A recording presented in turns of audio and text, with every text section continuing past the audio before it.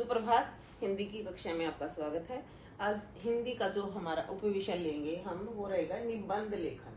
तो निबंध लेखन जो आता है मोस्टली निम्नलिखित 3 विषयों में से किसी एक विषय पर निबंध नहीं, अनुच्छेद लेखन करेंगे हम।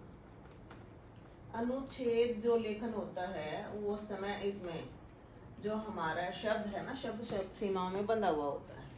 तो अनुच्छेद लेखन करेंगे और विषय पर तीनों में से किसी एक विषय पर करना होता है। तो गलतियां जो बच्चे करते हैं वो करते हैं कि तीनों को कर देंगे थोड़ा थोड़ा। नहीं, तीनों में से कोई एक विषय जो आपको अच्छी तरह से आता है आप उसके ऊपर अनुच्छेद लेखन करेंगे। जैसे आपको मिले हैं आजादी का अमृत महोत्सव, इसमें वो उसके पॉइंट देता है। भूमिका, अमृत महोत्सव का अर्थ, समारोह, इस समारोह का महत्व और निष्कर्ष। दूसरा इसने दिया है प्रवर्ती स्थल की यात्रा। भूमिका देगा प्राकृतिक सौंदर्य, यात्रा वर्णन, सांस्कृतिक महत्व और निष्कर्ष। इसी तरह से एक तीसरा टॉपिक और देगा। तो तीनों में से आपको केवल एक करना होता है। जैसे हमने यहाँ लिया आजादी का अमृत महोत्सव, तो इस पर हम लिखेंगे 120 शब्दों में अनुच्छेद। किसी भी देश के नागरिकों को अपनी ऐतिहासिक व सांस्कृतिक विरासत पर गर्व होता है। इसी बात को ध्यान में रखते हुए भारत के वर्तमान प्रधानमंत्री कौन है? श्री नरेंद्र मोदी जी ने राष्ट्रीय चेतना को घर घर पहुंचाने के लिए गुजरात में साबरमती आश्रम किसका है?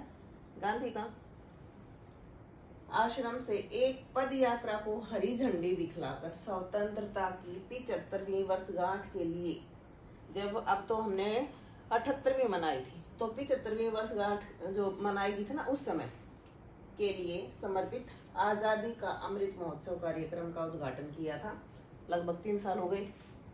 इसी उत्सव को 75 सप्ताह तक मनाने का निर्णय लिया गया ताकि इस अवधि में समस्त भारतवासियों को आजादी प्राप्त करने वाले स्वतंत्रता सेनानियों, इसने कहा आजादी प्राप्त करने वाले, जिन्होंने की थी, हमने तो की प्राप्त मिली है, हमें तो हमने आजादी प्राप्त हमने नहीं की, बल्कि जिन्होंने की थी,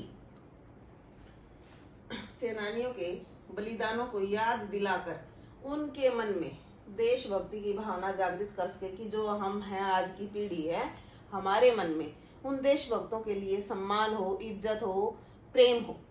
इसलिए उन्होंने ये किया है।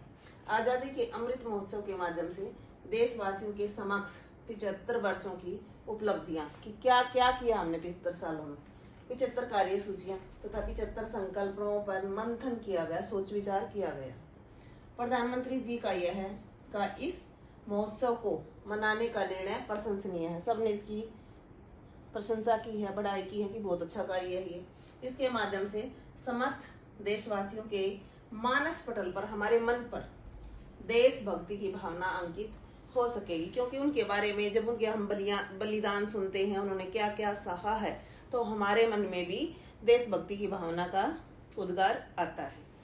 तो ये था हमारा आजादी का अमृत महोत्सव। धन्यवाद।